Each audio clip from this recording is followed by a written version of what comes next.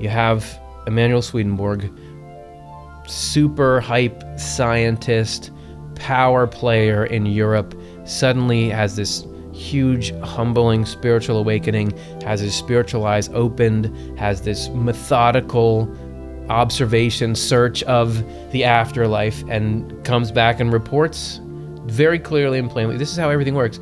And he says, you wouldn't believe how much space there is in heaven. Well, this is from his book, Heaven and Hell. He says, I have been allowed to see the extent of the inhabited heaven, and also the extent of the uninhabited heaven.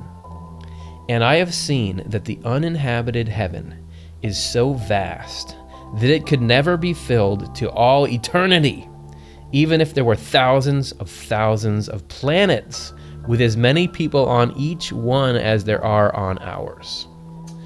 And what's striking to me about this, I have to admit, often when I'm thinking about Swedenborg's view of the growth of everything, I think of more like the pixel count goes up, more like the resolution, because you know that Swedenborg thinks that heaven is in the whole human form. I do. So the role of this, the liver, let's say, is maybe played by only 12 angels at one point, and then, it's no 200 angels, and now it's, by 5,000. And so you get more and more granularity, but I think of that as just sort of filling in the same space.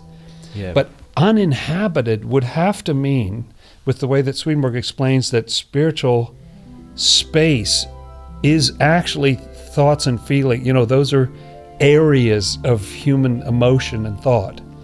And the idea that there are all sorts of feelings that have never been experienced before, and all sorts of thoughts. I mean, that's got to be what it means. Well, but it blows my mind. I never thought of it like that. That's the latent potential of humanity sitting out there, and which is another way of saying it's as a reflection of there's so much more to God.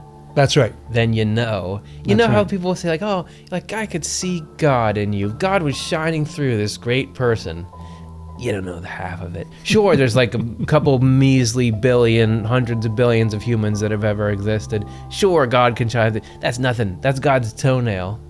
It would have to be if God's infinite. Yeah. Man, okay. So you're bringing the heat.